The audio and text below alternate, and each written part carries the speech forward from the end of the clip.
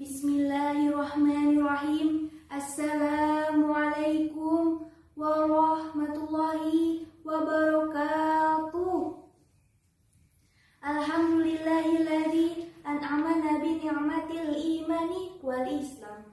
Puji beserta syukur marilah kita panjatkan kepada Allah Subhanahu wa taala yang telah memberikan beribu-ribu nikmat.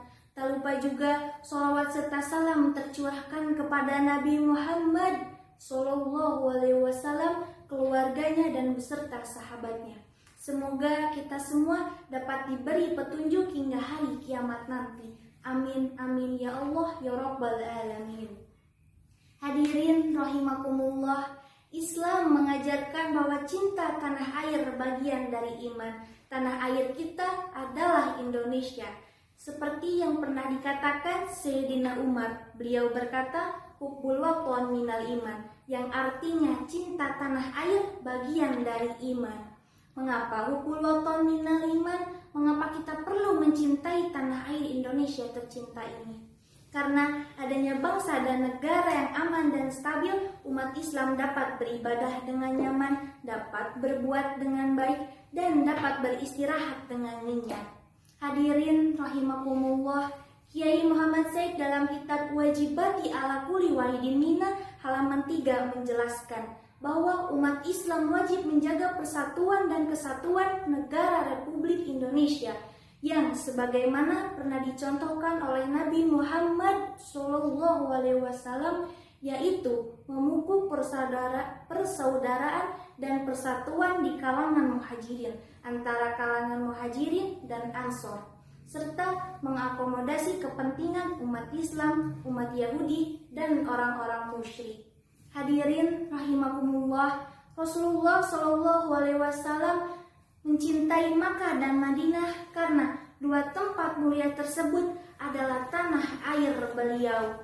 Mencintai tanah air adalah bagian dari iman, karena tanah air merupakan sarana primer untuk melaksanakan perintah-perintah agama.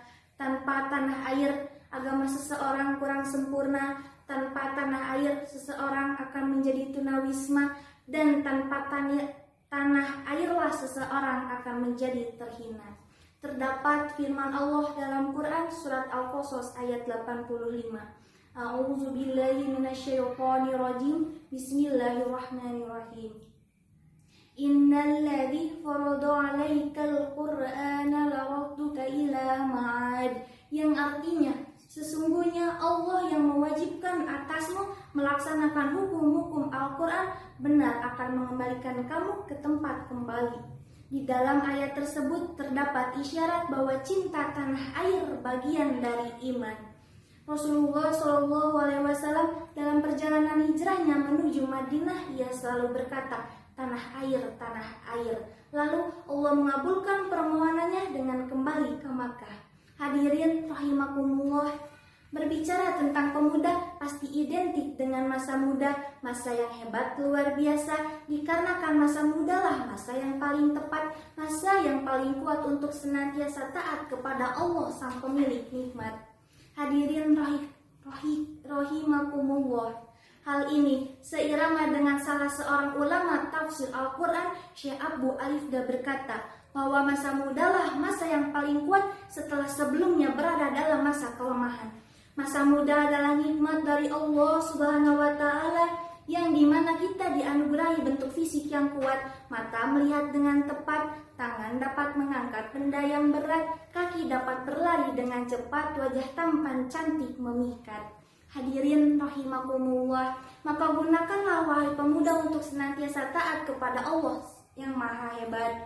Namun justru sangat menyedihkan, memalukan, bahkan memilukan. Di zaman milenial ini tidak sedikit pemuda yang kaya raya, yang segala punya, yang segala ada, yang istilahnya HP-nya Nokia, laptopnya Toshiba, mobilnya Avanza, sawahnya lega, kontrakannya di mana-mana, duitnya loba, dan makannya pun di Ampera. Tetapi batinnya tersiksa, hatinya penuh dengan gegana, dikarenakan terjerumus dalam jurang narkoba, terbujuk wanita penggoda, dikarenakan melanggar aturan firman Allah yang Maha Kuasa.